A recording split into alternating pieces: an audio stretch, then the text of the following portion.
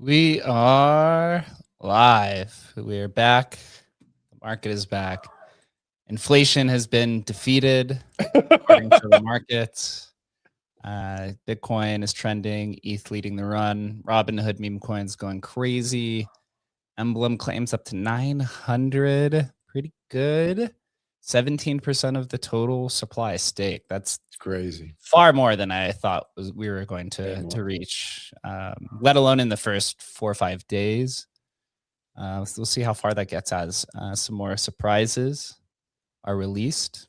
Emblem builders, I think we reached about 125 or 130, almost 40 DAUs now, which is actually kind of wild. 40 people every day getting in their little building terminal, creating some crazy shit, new stuff on the timeline. Man, it feels like we're back. Did you guys play that? I don't know, that hunting game, Meme Hunter or whatever? I played it for about 5 seconds, but it was pretty sick, dude. I was like, holy shit, this is like a legit game, man. It was an amazing job. The guy who made it, Shlomes. Yep. He's addicted. He's been in our chat for a while.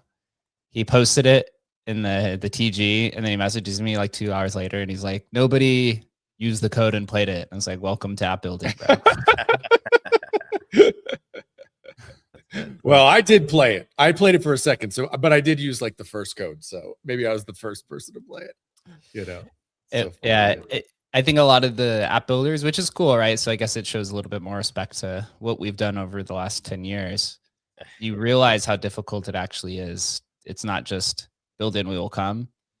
And we're here to support all of our builders who go in, and we're going to provide a lot of other tooling, right? The interface right now is very simple. It's just literally a chat and apps, but Chris is going to bring a whole nother vision to the world to make it easy and to also ensure you're checking off everything that you need. But we got a few more surprises before that comes, so stay tuned for the entire cycle. Oh, another app just posted today or right now from Binks. One of the guys actually who had been messaging is apparently almost 70 years old and started using the terminal. And so he said that he feels like he has superpowers. So it literally is limitless. You could be 14 years old using this stuff. You could be senior. You could just be somebody who's curious. It doesn't really matter. And every single person I talk with, I tell them that there's no dev experience required, and they're like, I don't understand. And then after like 5 or 10 minutes, they start using it, and they're like, oh, this is actually pretty cool. Yeah. And like, it's literally just like talking to a person. It's literally all it is. Just talk to somebody. Honestly, the more we dive into it, and the more I pass it to like normies and stuff and friends and family and stuff, the more I'm like, the actual interface is literally just the chat box and nothing else. Because that's actually what the real vision is. You just talk to your computer and it does stuff, right? I mean, we want to and obviously it has so many of these additional tools and all this sort of stuff that goes along with it, which like experienced devs like figure out very, very quickly. But for the average person, it's literally just being able to talk back and forth. And I'm telling you, man, if you can have a vision of what you want to do and you can stick to it, this motherfucker will walk you through literally everything, like literally everything. I'm a developer on the Apple Store now. I've got my dev fucking shit, like all this stuff, dude. It's fucking crazy. Yeah, I can't. It's impossible to speak highly enough about it. I've converted a bunch of people who were just using Claude to like build out their fucking website and stuff. Couldn't get it done. It was all wrong and shit. They came over to Emblem Build. They're like, holy fuck, dude. What did you guys do? And I don't know what we did, but it's infinitely better than Claude for building shit. It's infinitely better. Yeah, I mean, it's just much easier to build something when you have some focus, right? When you focus on one thing, we focus on building. We don't focus on a bunch of other things that Claude might have in under its hood. So just like the focus and isolating builders and tools that are made directly for building apps is kind of the secret sauce. But I mean, you can put full focus into build and build some great apps. You can put half focus and still build a decent app. I mean, my build is pretty much running like 24/7 on my computer, just building different stuff, checking out what I like. And I think one of the coolest parts, I'll just continue to say it every week, is what people decide to build. It is like so random It's like looking inside of a mystery box. You literally don't know what the next build is going to be because people are so creative. Their life experiences are so different. Their visions of the world are so different, and that comes to life during these apps. So I don't know. We probably have like 40 plus apps that are submitted, and I don't know. We're going to get to 400 pretty quick. This is going to get natty. Binks just posted this 5 minutes ago. This is somebody that I've been talking with. It's called Aegis Protocol. The year is 2050, 3 ground relay stations. It sounds like a game. Link your arcologies to an orbital directed energy grid. Click anywhere in the sky to route and land's coherent energy. Sounds kind of interesting. Let's give this thing a try. Let's hope that there's not too much music on here that fucks you guys up. Is there any music? I can't hear anything. No, nothing. Oh, this is kind of like Asteroid. Remember the game Asteroid? Back in, did it open on in a new window? We're not seeing. Oh, it. here, my bad. There we go. Yeah. Here we go. This is dude, it's like what's a Defender? Was that Defender? That's what it is. Where you shoot from the ground and oh, dude, fucking awesome. That's sick. Looks clean. It is pretty clean. This is clean. And this is somebody that I was talking with who was like, they were like a little terrified of it. They're like, what do I do? How do I use this? And I was like, bro, literally just talk to it. So shout out to Binks. Like it's literally changing. If anyone's in the crowd who wants to use Emblem Build, literally just DM me or the Emblem Vault account and we'll hook you up with a free sub. We're giving people free subs to use it. Really just to unlock your, your curiosity and kind of explore. So yeah, Bing says, here's something I built with 0 coding skills. This shit works. Dive in and just do it. That's crazy, bro. Congrats to you, Binks. There was another app I want to highlight that was released today called, this is the one you were talking about, right? Safari Meme Hunt. Yeah. Pull this one up, bro. Have you played? Did you click on it yet? I haven't played this yet. No, bro, I'm going to use one of the codes here. Let me pin it up to the top. So it's pretty sick, dude. This thing is freaking a lot of games. I got to say games are now probably the #1. This is actually a thesis that Chris had put out as we started building it, is that crypto is going to go through its like kind of mobile app era that happened 15 years ago when the iPhone first came out. The first, like, I guess you'd say iPhone maybe like 1 through 4 or 5, when apps were just like going ballistic. You could just print money.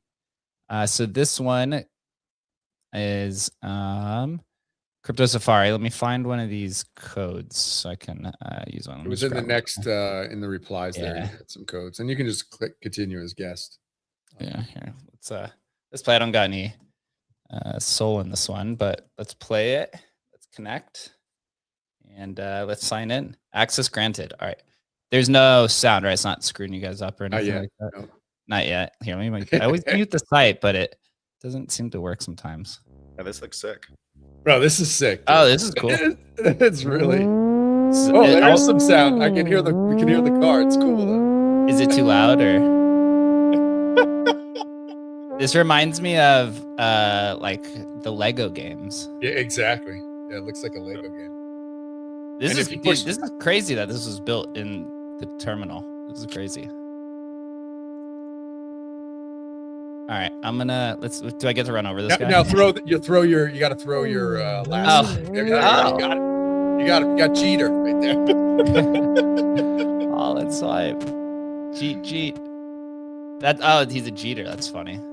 Oh, that's funny. All right, that is awesome. I gotta say, sick, dude.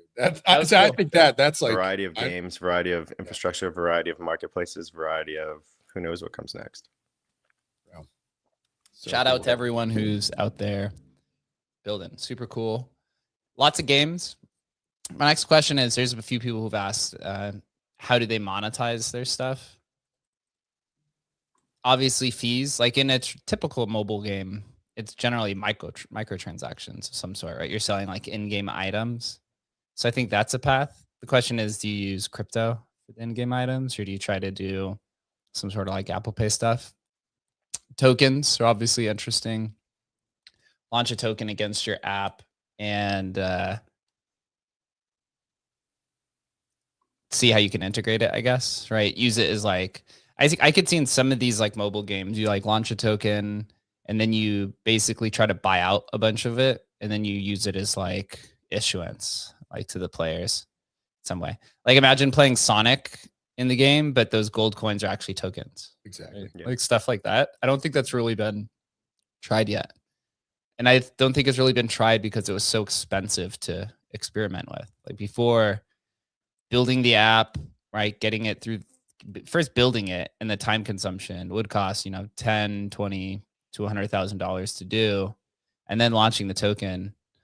But here you can spin up the app and you can spin up a token literally within like a few days and get it go. So I think it's quite beneficial for the ecosystem to literally just go. I could totally see this being like we're betting the company on it, but I could totally see this being a cycle of people just building apps and trying shit. Obviously, a lot of it will fail, but there will be a few that are the big winners. And then whoever's the big winner, then everyone's going to try to copy that model.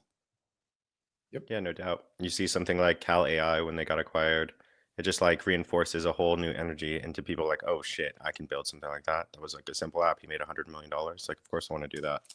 And I don't know. We have like this new revitalization of a new like financial infrastructure going across the entire world. The different like attributes and strengths that unlocks for games that already exist today that can just be supercharged by the technology. It's next level. There's no way that we're not going to go into like a new kind of renaissance here. Yeah, I think certainly in the crypto space, we saw with Cupsy did a game. Yo, Adam, you're on mute, I think. No, I can hear him. You got him? Oh, I can't. So you're on mute, bro.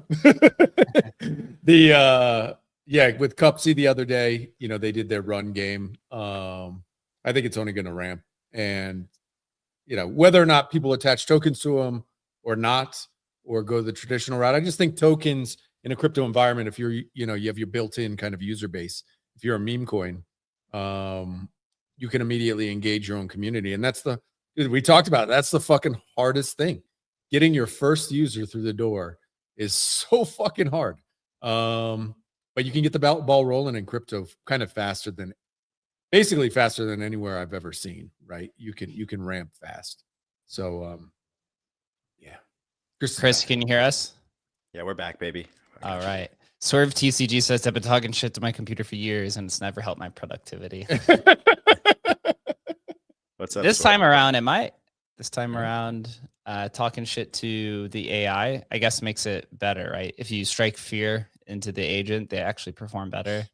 That's why they say do it. What's it? It's like the end. It's like no mistakes. Do this to the end. Yep. Kind of thing. Yeah. Talking shit. Talking shit to the AI. I'm excited, man. We got a lot of stuff cooking. I'm going to pull up the staking statistics real quick. So we got this right here in front of us. For the record, I don't talk shit to my AIs. You're very kind. I do say thank you. I did say awesome job, man. Crushed it today. And he's like, you want to take a break? We've been at it, 15 hours. I'm like, no. He's like, are you sure? You really could use some sleep. I want my AI to start talking shit to me, man. That's what I need. Right? I didn't want to kick me in the ass. 16.95% of the total emblem supply has been staked.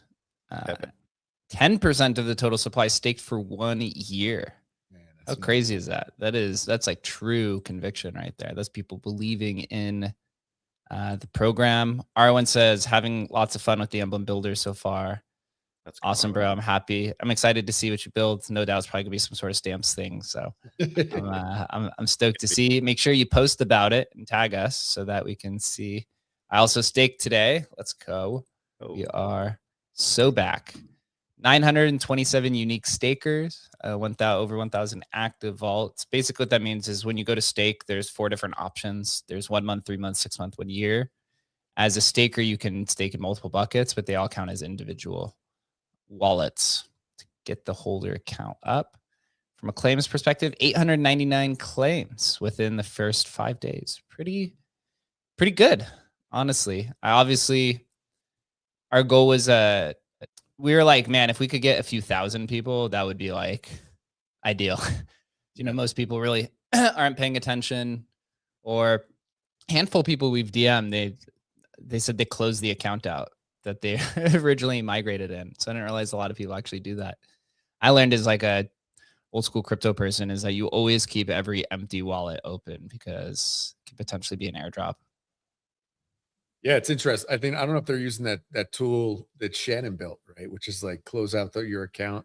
I didn't realize there's like some, Solana takes a little bit of soul to like open the account. We knew that, but yeah, if you empty these accounts, basically you're able to pull out, a little bit of funds, man. But yeah, I've never done that. Yeah, it's called rent. So this is why we actually do claims instead of airdrops, because when a wallet is receiving, Fat Cat finally set up his migration. So we have an upcoming migration starting tomorrow. Fat Cat, good for them. We have 3 active tokens that are over 10%, or small pups over 10%. Pokey, 53%, Believe 39%, Pap is almost at 10. The other 2 have been kind of just sitting there. I think those were just random people. And then Fat Cat, who we've been talking with for quite a long time. Yeah, basically, good. The migrations just going by themselves without you and Adam backboning the whole deal, spending 20 hours a day on the migration platform, and they're still going. So crazy to see, man. It's got to be a huge relief for you too. Yeah, keep in mind all these projects are going 1.5% of the supply goes to stakers, or up to 1.5%. So these are all active ones. We're in conversations with a few of them. A lot of them end up reaching out. We have like a chat with them. They kind of ask. They still need kind of hand holding for the process of it. But Adam and I used to get on a call with every single person, walking them through, closing it out. It takes literally 1 hour each way. So you're spending, up to half the day just on calls helping people through. But now it's in a way to where you could just go set it up, and it feels good. Feels much better, much more. So we could focus on other things. But going back, yeah, the reason why we do claims, this is why Migrate Fund works like this, and staking and stuff like that, is when a wallet receives a new token that it hasn't received, you have to pay what's called the rent, which is 0.002 SOL. So if we wanted to airdrop Emblem to 32,000 wallets, it'd be 32,000 times 0.002, which would come out to like, I don't know, what is that? It's like 1,500 SOL or something like that to do. It's like insanely expensive. So you make people come claim. Also, I like the claim procedure, maybe because it makes people take action. So when they go to claim something, it feels like they're part of the community. Whenever I get an airdrop, you still feel very distant from it. It's like free money just showed up in your wallet. Just a simple action of going and clicking some buttons. People feel a little bit more attuned with the ecosystem. So I think it works out pretty well. It's funny, is I was on a call yesterday with one of the top perp dexes in crypto. We were talking about like Emblem build and integrations and stuff. And we actually integrated their skills, so you can actually build with it now, but that's an announcement for another day. I was talking to one of the reps there, and he was like, how many users does Migrate Fund have? And I was like, 32,000. And he was like, oh, how many of those are like bots? And I was like, no, those are real people. He's like, what do you mean they're real people? I was like, they have to like go claim it. Like they have to actually take action. He was like, there's no way that's 32,000. That can't be right. He was like, amazed that was real. And I was no. Well, we're amazed, right? We know. Like 100 is like a lot in crypto. 33,000 is a fucking shit ton. And this is like $1 billion company, right? And he was like, that's fucking crazy. That's real people. Like there. So it's a incredible feat that's been reached with Migrate Fund, because 90%, some places even 99% of their users are literally just bots and open accounts and stuff. I was listening to a FOMO interview this morning on Blockworks or on Empire Pod, and the guys were saying that they have 600,000 users, and they were like, that's 600,000 accounts that have been created. It's not active users. He was like, yeah, active users is like 100, small fraction of that. No, I think he said it was like a few 10,000, like 10,000 or 20,000. It's probably like a couple active users. They're crushing it now. Yeah, they are. But he said only a third of those are actually funded accounts. So you're saying like 200,000 funded accounts out of 600,000, right? And so then out of 200,000 funded accounts, how many are like trading daily or monthly or whatever? It's still a great business. They've become How do you one even of count an account and a user if they haven't funded your app. Where it's like the whole thing. Because they got to sell it to the VCs. Too. It's just That's how like they it's raise that crazy money. though, right? You know, I mean, I guess it's what it is. It's speculation math for VCs. Oh, 600,000 accounts. So if I give you $75 million, we can make those funded accounts to then make this money, right? Kind of thing. So Yeah. they're nice guys though. Good team. They're good guys. Yeah, they're former I didn't know they were former DYDX guys. They worked there for 4 years. So that was the first, I guess it's like probably the first perp stacks that like did their own blockchain, DYDX, and then Hyperliquid came in and just basically blew them out of the water.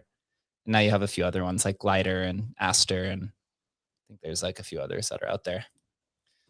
But yeah, 32,000 real users. It's pretty incredible. That's only going to continue to grow. You know, the question, right? We did the distribution of the emblem claim to all of the Migrate Fund users. So, you know, you get 1,000 people claiming. We've just basically almost tripled our user base, at least holder base. And then it's how do you get them to use the actual emblem build product? And you start kind of blending all of these. Like Banker is an incredible product, and they have, you know, a few hundred active users probably inside of their terminal and such. I saw they just made the move over to Banker, and there is a crazy launchpad war happening on Robinhood right now. There's 24 launchpads that are active right now. Bro. I don't know if you saw the whole thing, the whole fallout or whatever with Noxa or whatever. Apparently, so this is actually like a pretty good story. So we were covering them right last week. We noticed that Noxa was the first launchpad on like these obscure chains like ARC, which is Circles, right?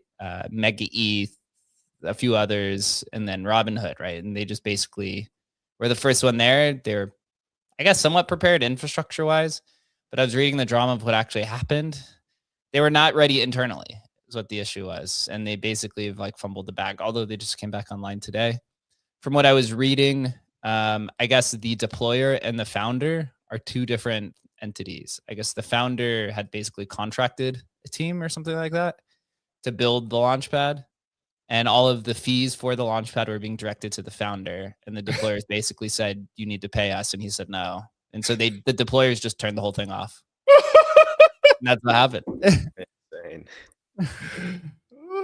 They just turned the whole thing off for 2-3 days. So all these other launchpads then came in quickly, right? Virtuals and Banker and Bags, and there's like a bunch of them now, all kind of fighting for it. And then Noxa came in today and basically announced that there was like a new front end or whatever. And if you read, I'm gonna pull it up. If you read the comments here, people are not happy. Like first is a little tone deaf of the post themselves. They said the new interface is up, and then they posted 2 links that look like scams themselves. Right? It's like .limo and .link, and it says, right, we've pondered vampire tax. They basically are trying to like obfuscate, saying that we basically had to change our whole system to appease what you want. And you look in the comments, and basically everyone's just like, yeah, I ain't clicking that shit, bro. I mean, do you think what ended up happening there is that they didn't want to pay their devs, and then so they just had just scrounged up a new basically interface so that they could keep all their money and then relaunch it kind of? I mean, is that what we think happened here? Because the devs were basically holding because I know they made like multiple millions of dollars right over the first few days. They collected $10 million in fees, but obviously a portion of that is to the deployers of the tokens themselves, right? So you say maybe half of that, or at least 5 million. The developer might have been like, "Hey, man, give us 3 million, or 2 million, or 4 million, or 5. Give us it all, right?" And the guy might have been like, "No, I'll just spin up this other thing." Who knows, man? You could just imagine what it is. It's just like, who fucking knows what kind of crazy shit happens. Yeah, you gotta be prepared for these. I want to pull up this guy, because this guy Adam Tech has all these dashboards. He was showing the market share here, right? So this is the market share. You could see that Noxa basically has been dominating, right? It's full gold bars pretty much until they turned it off like 2 or 3 days ago. And you can start seeing all these other ones starting to eat into the lead. And you know, with crypto and network effects, just literally a few days of giving up that lead could literally just end up being the demise, right? The demise of it. So it looks like Noxa's in front. And then there's a platform called Kilk Finance. Uniswap auctions is just like the basic, like people are just using Uniswap to deploy like custom stuff. Kilk Finance has 5%, Bo 3.8%, Fash has 3%. Actually, you know, what I've noticed is, and maybe this is why Pump hasn't done this yet, when launchpads try to go multi-chain, they really struggle. They really do. Look, Bankers at 2%, Bankers at 1, 2, 3, 4, 5, 6, 7, like 7th on this. And right, crazy, because I mean, it's just crazy. Yeah, it's wild. Clanker's at 1%, Bags is at 1%, Virtuals is at 1%. Doppler is the infrastructure that Banker uses. So literally you have 4 new launch pads or 5 new launch pads that are ahead of all of the ones who have printed millions of dollars, right? Virtuals has printed like $100 million in fees, like the revenue. Bankers printed like 10 million. I think Bags has printed like $5 or $10 million in fees, maybe more. But when you come to a new ecosystem, it seems like it's always these new launch pads. So I'm sure Pump has probably thought about expanding, but who knows if they need to, right? It could totally. Yeah, do you want to? Do you want to get your ass kicked, right? And have that on your face that you got fucking mopped by WikiSwap. You know what I mean? It's like you got your ass handed to you by Kiki Finance. What the fuck? You know what I mean? It's like, seriously, like, I mean, I like the Bankers, a great product, great people, but it's obviously fucking hard, and you're getting your ass fucked. I mean, it just shows like how little reach and how little motion you have. I mean, Bags, for all the motion that Finn has, that he can't get fucking motion over there, and he's got less than 1% of the total volume. Says a lot, man. Really fucking hard as fuck. Hard, bro. Yeah, I think Banker is the most interesting because they're already EVM, right? They've been EVM. Yeah.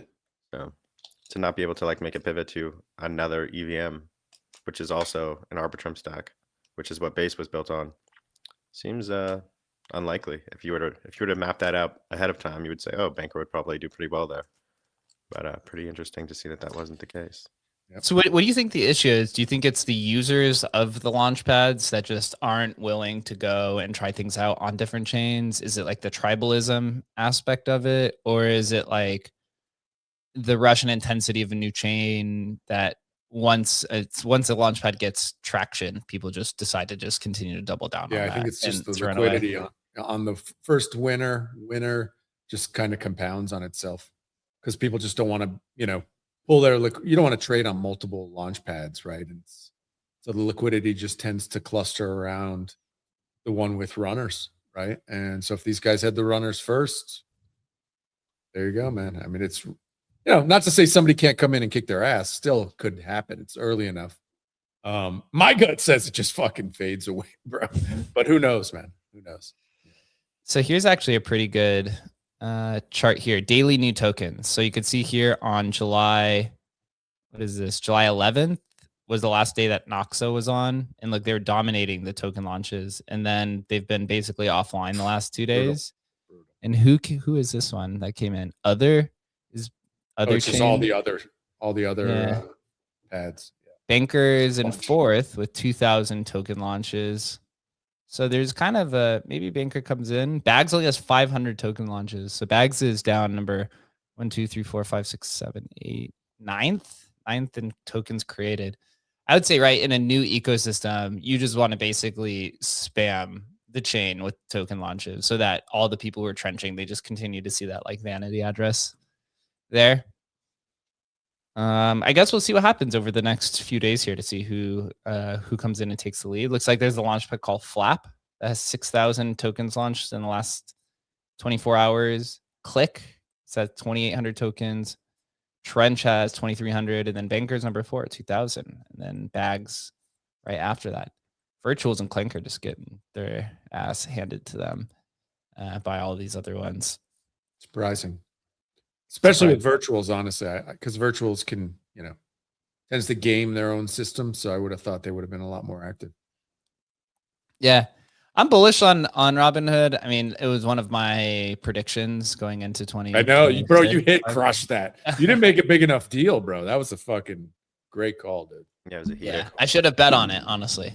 You know what's funny is the pokey guy apparently made like millions of dollars. There's like a big thread that he posted like back at end of June about Robinhood coming or something like that. And then like the guy is migrating the pokey stuff. Mhm. And I guess he had like bought all the memes like super early and made like a gigantic bag. So maybe the alpha is to buy pokey, because if he puts a few of that into the new token, I think the new token's gonna be called like Toshi or something like that. Also the first double migration migrated to Bonk, and then they're like, yeah, I'm out of here. Come back to Pump.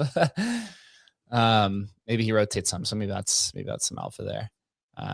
But yeah, I always thought like my thesis was Robinhood has the distribution. Vlad obviously understands memetics. So that was kind of my thought, was people were going to go bridge over, trade memes. And then after like a month or two, then people just go back to base or go back to whatever. Until then, Robinhood comes out with whatever their kind of formal product is, right? Because meme coins is obviously it's a cultural thing and you want to develop the crypto culture.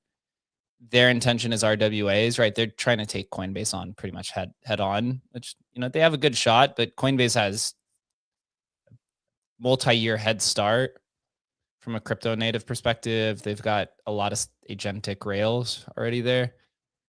Robinhood said that they want to focus on RWAs.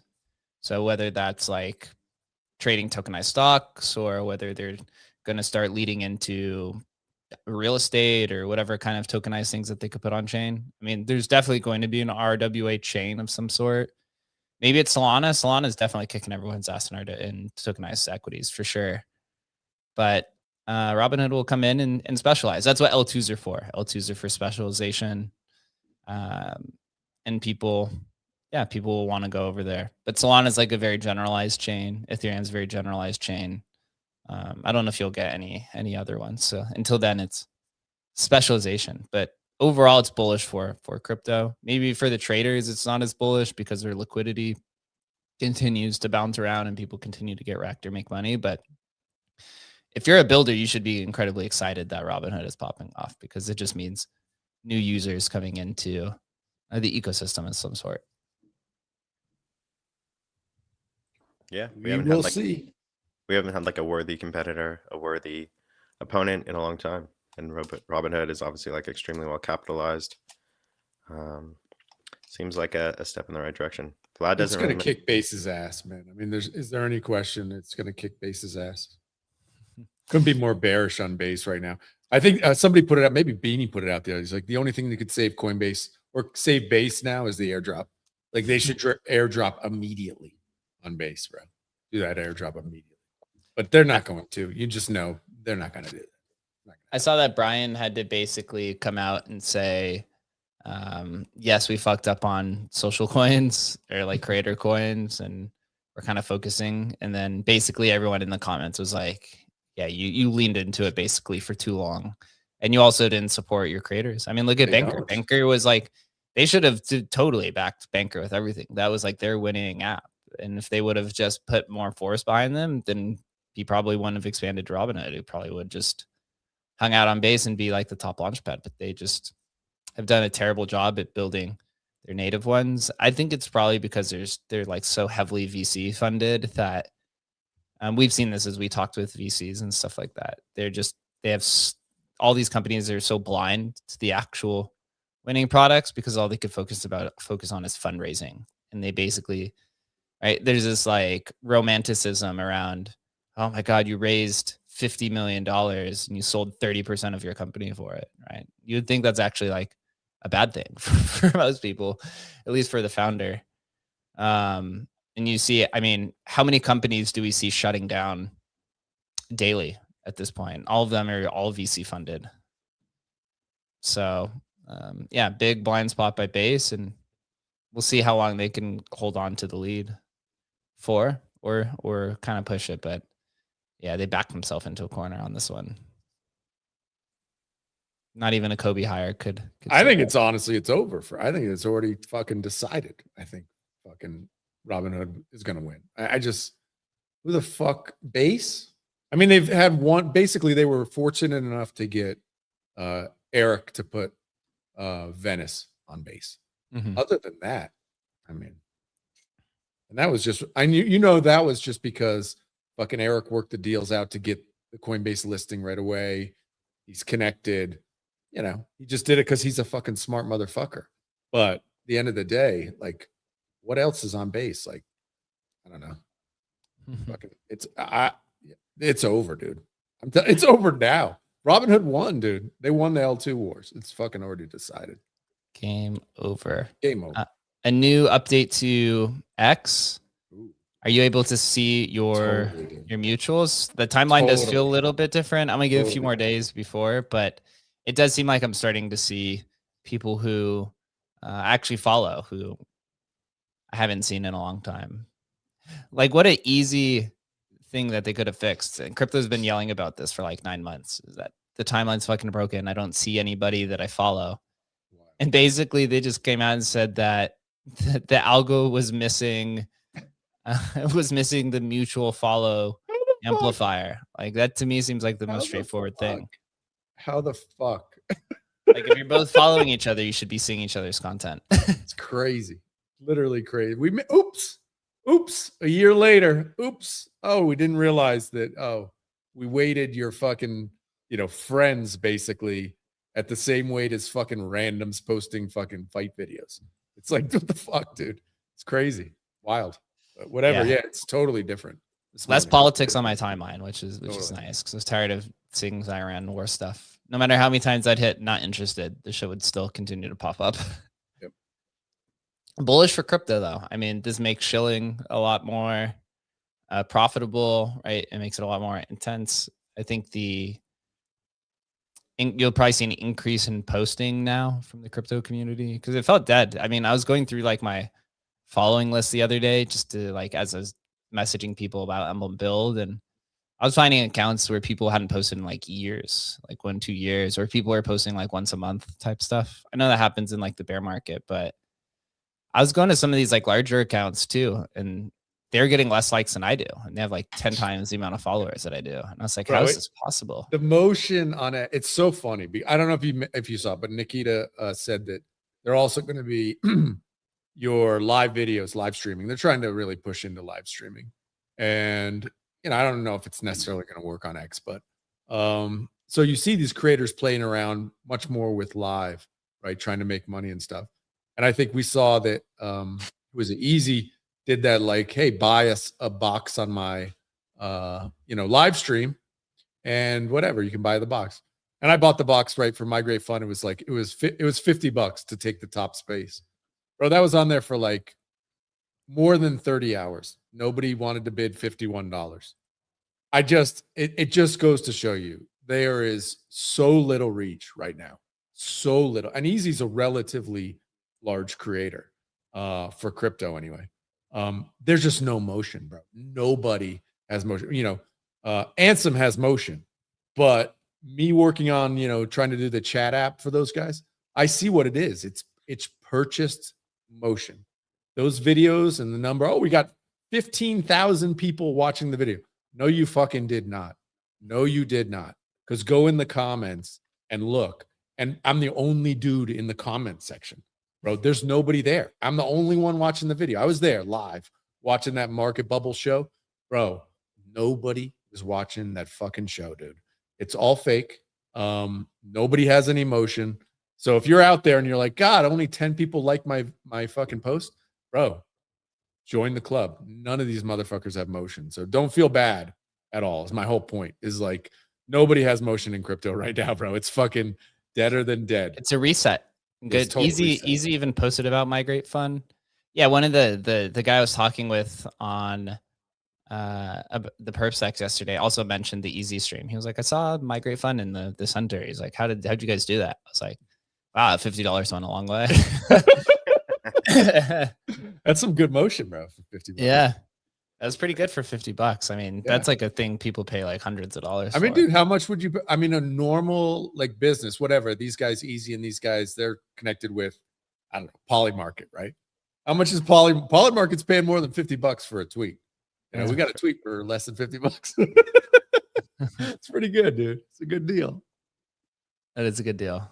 Yeah, it absolutely is. So yeah, it's interesting. I guess the market is coming back a little bit. Robinhood is still going to be a focus. I'm interested to kind of see how long that lasts for. For us, we just still continue to grind. Our goal is to get to 1,000 daily active builders. And we're about 15% of the way there, at least for build accounts that have been created and used, grabbing a lot more attention, continue with the migrations, and again, a few products that we'll be releasing here over the next month and a half or so, I suppose. What do you guys think about the people pushing that Robinhood, because it's an L2 on Ethereum, is bullish for Ethereum? I think it is. But framed it this way. I looked up, Grok told me the other day, the total fees that Ethereum has made from Robinhood chain in its first, 10 days. Bro, $6,000 in fees paid to Ethereum. $6,000, bro. I don't know. I mean, I think you'd want to go long on Arbitrum, actually. Arbitrum gets like 10% of Robinhood's fees. Maybe, yeah. I don't know, dude. I think Ethereum just has a narrative issue, right? You see Tom Lee is like pushing that narrative. I mean, Tom Lee's thesis is that Wall Street is going to build on top of Ethereum. So I think it's like more of like a network effect and memetics, I guess, to a degree. I think it's bullish, maybe not from a technical standpoint. I think actually like investing is starting to move a little bit away from the technicals and a lot more into like the kind of cultural nature of it. Solana definitely changed a lot of people's opinions about that. Although crypto's kind of always been that way. Yeah, I don't know about buying Arbitrum. I don't know about buying any. But I don't know. I still like Ethereum. It's not going to go anywhere. Be here for a long time. It's leading the charge today. It was almost at 1,900. Wow. I didn't even see that. Yeah, I mean, market Bitcoin almost at 65K today after the CPI print came down. It was supposed to be expected at 3.8%. Now it's down to 3.5. I guess this signals to people that they're not going to raise rates. So I think that's what everyone was fearful of, is that they may raise it. So now they're going to keep it the same, which is a good environment for risk assets, or at least that's what they want you to believe. Gold started coming back. The Iran war still continuing, maybe. I don't really know what's going on there. Is that not over yet? What a disaster. But maybe get solved soon. I don't know. I did see, kind of interesting, I did see that the U.S. government used their first water drone, I guess. It was like a boat that's basically a bomb. It's a drone that they basically remote controlled it, drove it right into like one of the Iran ports. And it was like the first time they'd ever used that before. I'm kind of under the opinion that the war is really just a way to test all this new military technology that's coming online, all this like drone infrastructure and stuff like that. God help us. So what coin do I go long on is the question. What meme coin reflects the value of what's being created here? Palantir. Polymarket, right? I guess that's the only way you can like bet on war stuff, unless you're going along on like the stocks, Andrew Will, and all these other ones. But yeah, no. Anything else in the market over the last few days has caught your guys' attention besides everyone just freaking out that Robinhood's gonna unseat Solana and yeah. Well, did you see that Jupiter had to put out like a gotcha game? I thought that was pretty interesting too. I mean, it's built on with crypto. Was it Collector Crypt? Yep. Is like the back end to it. Yep. It just shows to me that distribution is all that matters, right? Yep. Basically, I don't know what the deal is that they did with the Collector Crypt on the back end. I'm sure it's some sort of like 50-50 split or something like that. And then they're just selling it to their Jupiter users. I like the Jupiter product. I think it's actually like pretty good overall, like a pretty good everything app, I would say. I did see that they were trying to expand to other chains. I don't know how well that's going to work, but I do like the product. Every time I'm on Jupiter, I always kind of browse around and look at the stuff they have. I'm like, this is kind of nice. TCG is like the NFT cycle. That's like, I saw somebody say that, somebody post and say that TCG is NFTs for normies. Totally, dude. Kinda Totally right. is. Totally, man. It is, man. I'm just waiting for that. I mean, that bubble, bro. Chris is like, no, it's got way more legs, but I just think it's the biggest bubble on earth. I mean, you said that at the It's beginning. bigger than the AI bubble. Let me just put it that way. It's fucking. It's men on Mars big. This fucking Pokemon bubble is fucking insane. It's got room. It's got room. Room to go. Room to go. Yeah, I saw that Jupiter, the first 24 hours of their gotcha machine did like $2.5 million in sales across like a few thousand users. Pretty good. I mean, it's just Jupiter's users. From the collector perspective, they're probably like, hey, we can now reach more people because Jupiter users are diehard and it's very fast. And for Jupiter, they're like, hey, we don't have to operate the backend infrastructure.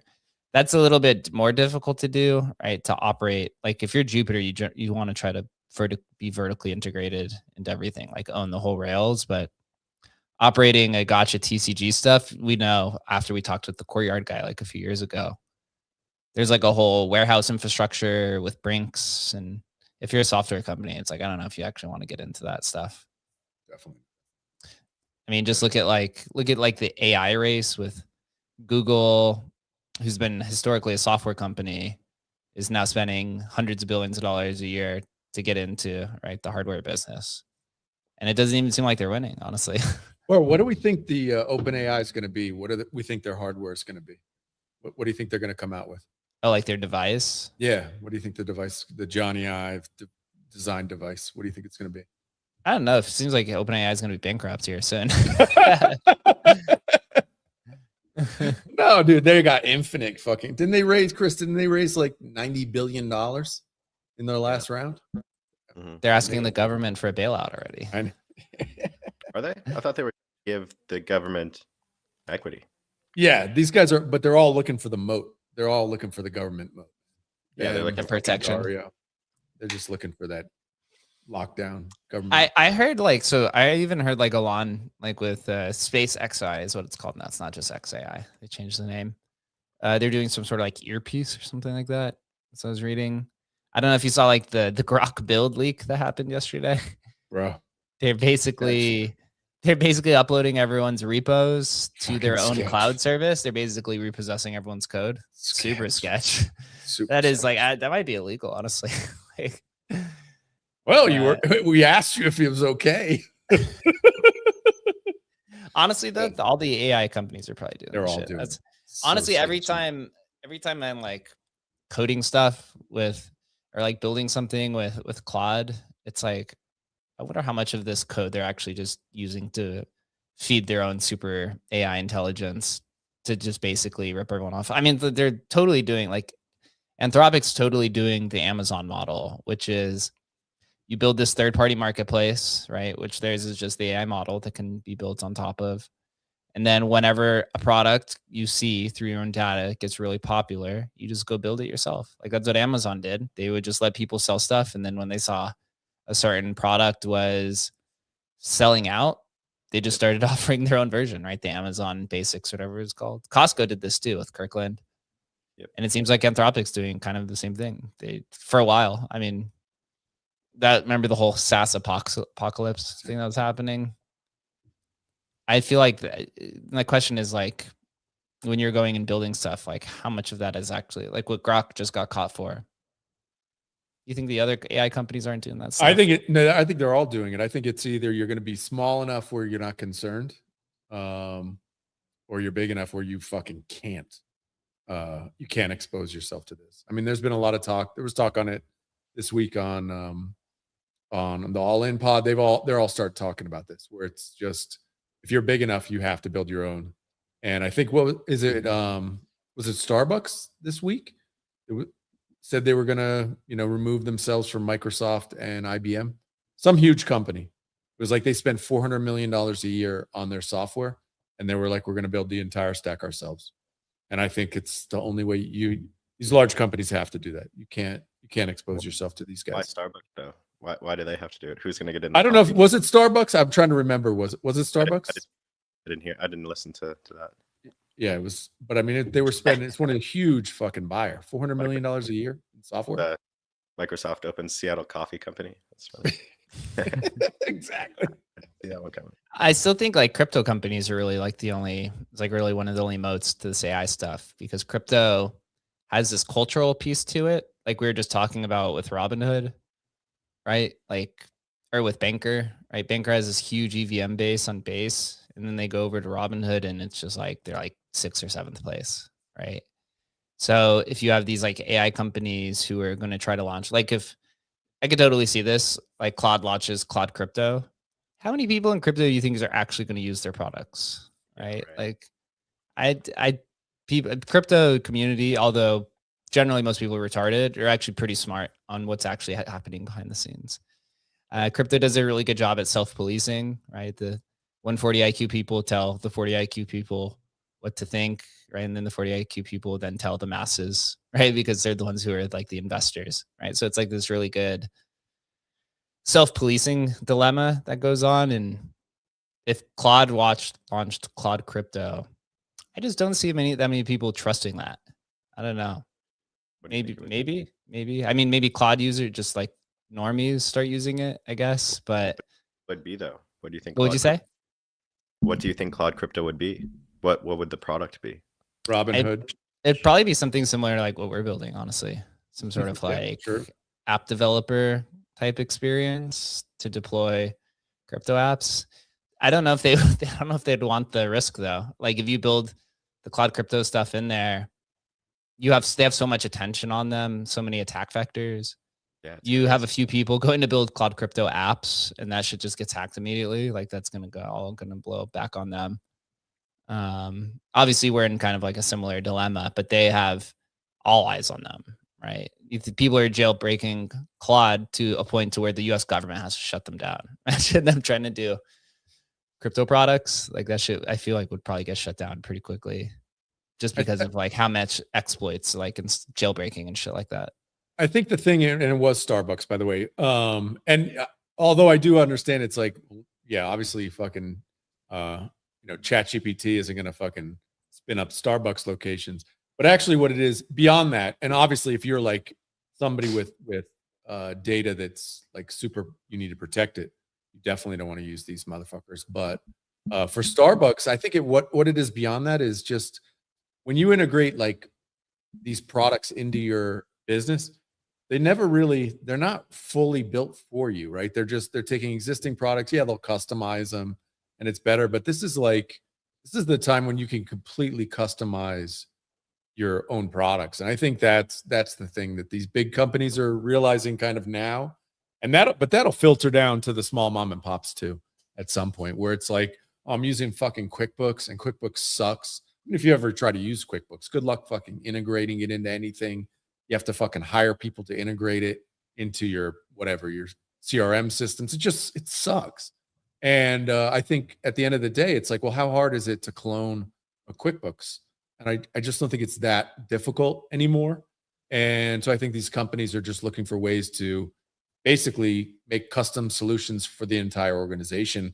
And when you're spending literally $400 million a year on software, that's a lot you can fucking build out. And then it's like you've got bespoke software for your own company. I just think it's better.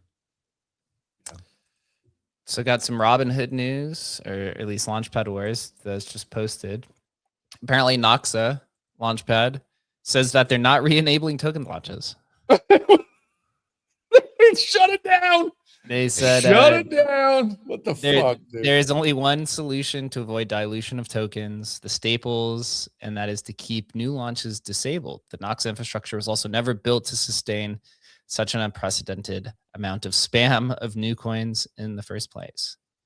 What the fuck does that mean? That makes no sense. That's literally what a launchpad is. What kind of launchpad do you have that doesn't allow spamming of tokens? It literally makes no sense. That's fucking nonsense. Crazy. You know what happened? The devs took the fucking keys away and he wouldn't fucking pay him the $1 million fucking ransom. And he's like, oh, well, let's come up with bullshit. Dude, I got money and I'm out. What are you going to say, Chris?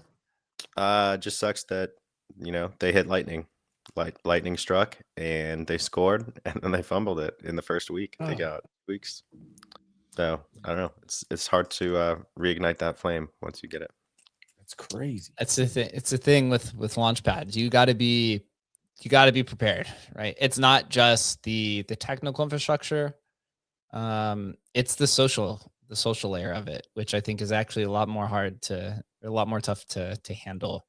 Like Pump gets a lot of shit for all the stuff that they've done, but the immense amount of shit that they go through is incredible from all angles, right? You got the lawsuits and the people talking people literally doxing Elon and his family, right? To all that stuff. Like it is unbearable, like some of the stuff that happens. So you got to give credit to all the launchpad operators out there, because it's not an easy thing to do. People obviously it's one of the most profitable businesses in there, but you got to be prepared for it, bro. How the fuck?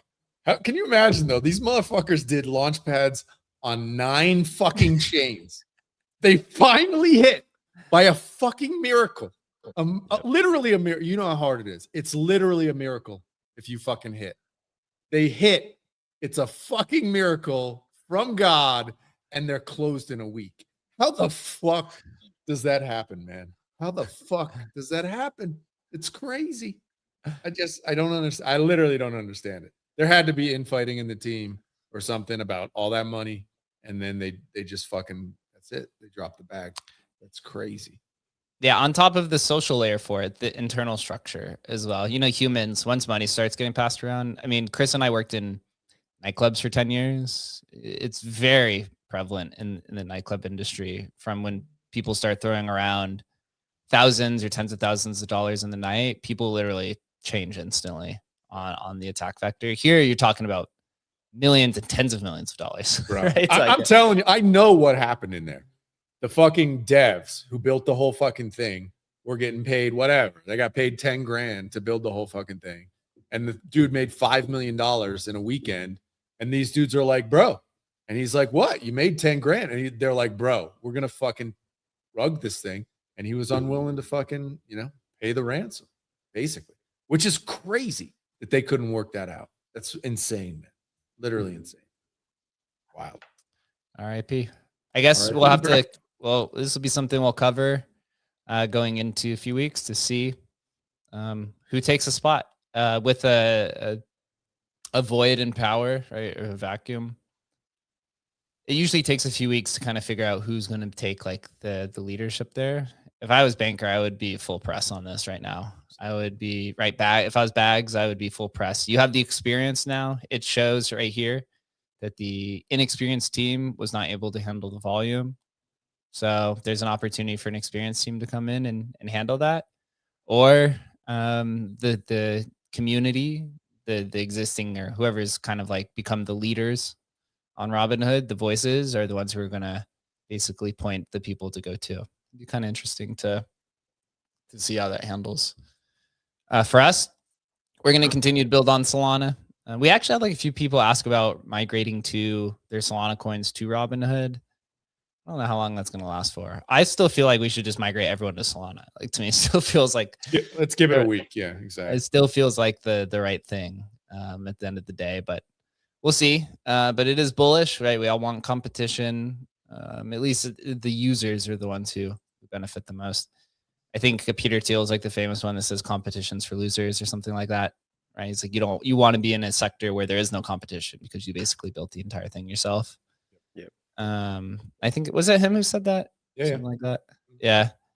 But we'll see. We're doing well. We're literally firing on all cylinders. All-time high staking amounts, all-time high in claims, the apps being built.